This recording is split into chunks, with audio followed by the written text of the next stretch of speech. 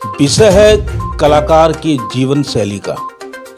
झारखंड में पनप रहे कलाकार में जो उदासीनता है, उनमें जो कमजोरी है, उनके आगे पीछे कोई नहीं है। वो आज की डेट में बेरोजगारी के आलम में है। तो क्या कलाकार वाकई में हुनरवान होते हुए भी कला का यहाँ कोई भी प्रेमी नहीं है, कोई उनको पूजने वाला नहीं, या कोई पूछने वाला नहीं है, या कलाकार आपस में एक दूसरे के साथ जोड़ के रहने में सक्षम नहीं हो पा रहे हैं। आइए मिलते हैं हमारे उमर फारूक जी से, जो मुंबई रिटर्न है और इन्होंने धनबाद की पहली फिल्म बनी थी झारखंडी हीरो, उसमें बाकायदा बहुत अच्छे कैरेक्टर रोल में इन्होंने काम किया है। तो सबसे पहले हमारे स्टूडियो यानी कि एसपीएन स्टूडियो में फारूक जी आपका बहुत बहुत स्वागत है। और आप एक चीज़ बताइए, एक सीधा सवाल कि मुंबई महानगरी और धनबाद की नगरी में कलाकारों में क्या अंतर है सोच में? देखिए, सबसे बड़ा जो अंतर, जो फ़र्क जो मुझे देखने को मिला है मुंबई से लेकर के झारखंड, चाहे वो धनबाद हो, रांची हो या जमशेदपुर हो, ज़्यादातर जो लोग यहाँ पे रह रहे हैं उनके अंदर सीखने की जो ख्वाहिश होती है ना, वो नहीं दिखता मुझे। सबसे जो पहली कमी, सीखना नहीं चाहते। और सिनेमा जिस फील्ड में आप जाना चाहते हो, जिस भी फील्ड में हो, तो उसकी गहराइयों में जाइए, सिनेमा को जानिए, सिनेमा को देखिए, सिनेमा को पढ़िए। जो आपका जो इंडियन सिनेमा, वर्ल्ड सिनेमा तो बहुत दूर की बात है, देखना वो भी चाहिए। तो यहाँ के कलाकारों को, जैसा सपोज कि यहाँ जो एडिटर बहुत बड़े बड़े सेटअप लगा के बैठे हुए हैं, जो मेरा तजर्बा वो मैं शेयर कर रहा हूँ। अगर उनसे पूछ लिए कि भाई जो सबसे बड़ा एडिटर जिनको अवार्ड मिला है, जिनको वैसा कोई नाम तो उनको पता ही नहीं, कौन से ऐसा एडिटर है उनको नहीं पता होता। कुछ ऐसे डायरेक्टर का नाम पूछ लीजिए तो उनको ये भी पता नहीं है। तो भाई आपको पता क्या है? आप बोलते हैं हम सिनेमा करना चाहते हैं, हम एक्टर हैं, ये हैं वो है, तो आप कैसे अपने आप को यहाँ पे आप रख पाइएगा जिस फील्ड में आप, उसके बारे में आपको कुछ पता नहीं है। तो यहाँ के जो कलाकार हैं, जो सिनेमा मेकर हैं, वो सिनेमा को न पढ़ते हैं, न सीखना चाहते हैं।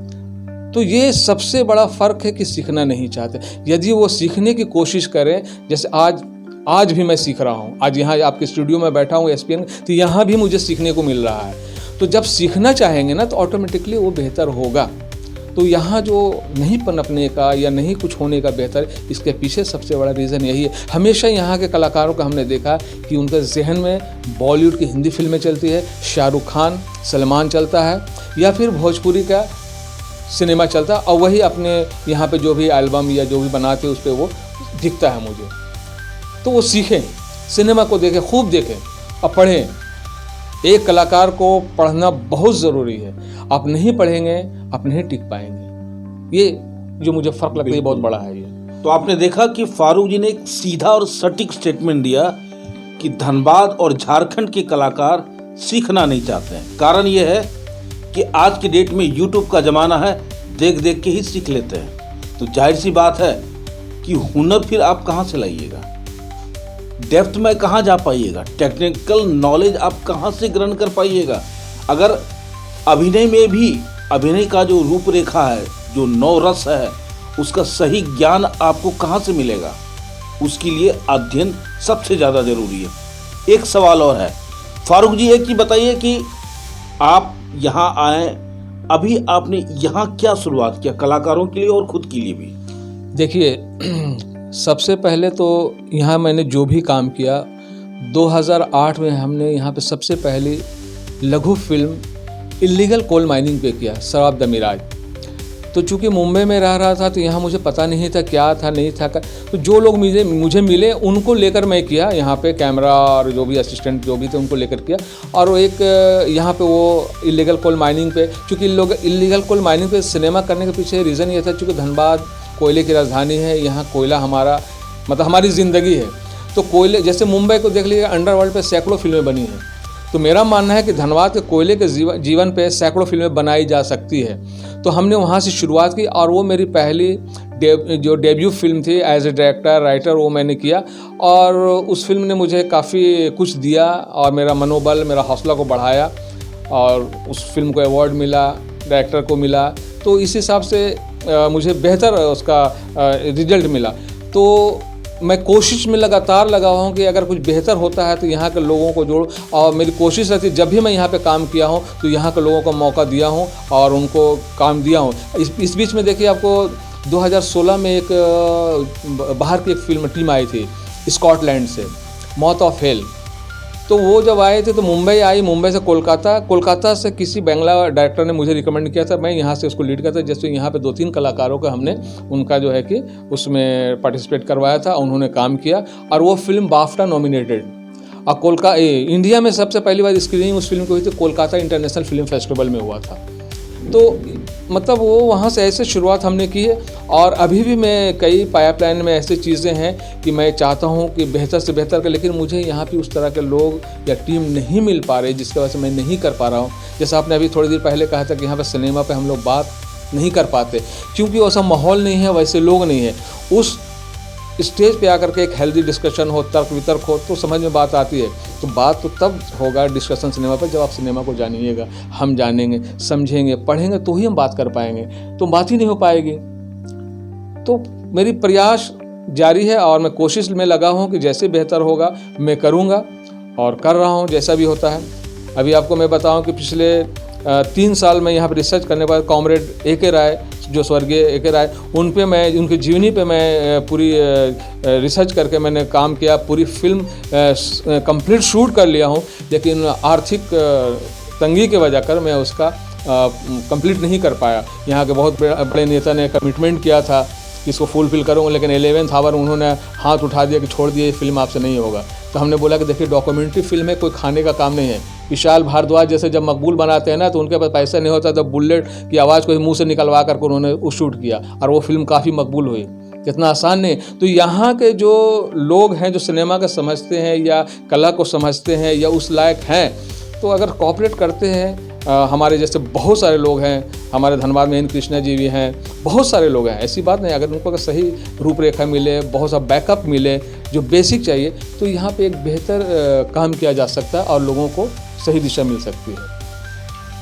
आपने बिल्कुल सही कहा कि फारूक जी का कहना है कि अगर जो वाकई में कलाकार हैं, टेक्नीशियंस हैं, अगर उन्हें सपोर्ट मिले, बैकअप मिले, तो वो बहुत चीज़ धनबाद से ही पूरे पर्दे पे ला सकते हैं, दिखा सकते हैं और मुंबई को भी आईना दिखा सकते हैं। लेकिन अगला ने एक फिल्म बनाया और फिल्म के बाद किसी फाइनेंसर ने एन मौके पे धोखा दे दी, ये फिल्मों में आम बातें हैं और शायद धनबाद में ये खास बात है, क्योंकि अक्सर ये घटनाएं धनबाद में घटती रहती हैं।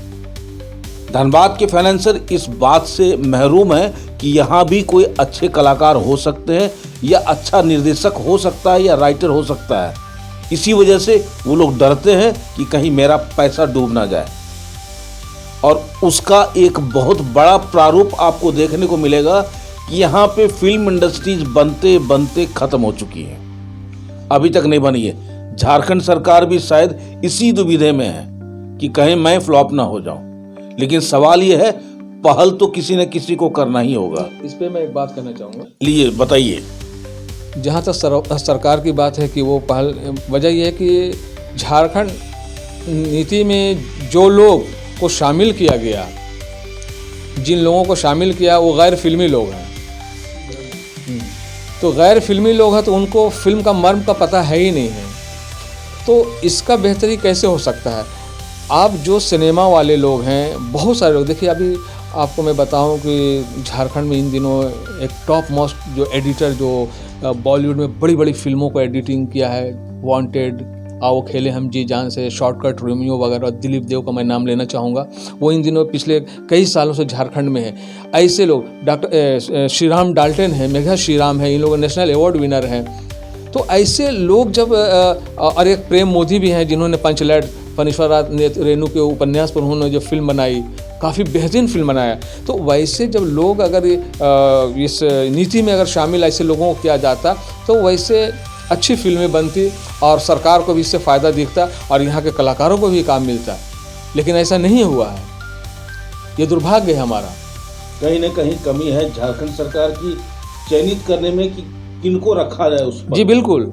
वैसे लोग, अच्छा वैसे लोग अगर वहाँ जाते हैं तो उनका मतलब वो अहमियत ही नहीं समझते हैं। जैसे मैं बताऊं आपको, 2017 में मैंने एक फिल्म बनाई थी, एब्स्ट्रैक्ट फिल्म, सांकेतिक फिल्म हमने किया था 1 मिनट का।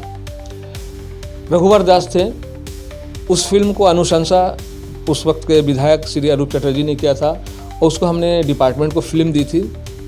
देने के बाद डिपार्टमेंट ने देखा, फिल्म देखने के बाद वो रघुवर दास का सीएम का जो लेटर आया कि हमने डिमांड किया था कि ये जनहित में हो, चूँकि फीमेल फेटिसाइड पे था, भ्रूण हत्या पे आधारित फिल्म थी, तो हमने कहा था कि यहाँ के जितने भी लोकल चैनल केबल वाले इस पर इसको प्रसारण किया जाए ताकि लोगों तक पहुँच सके ये।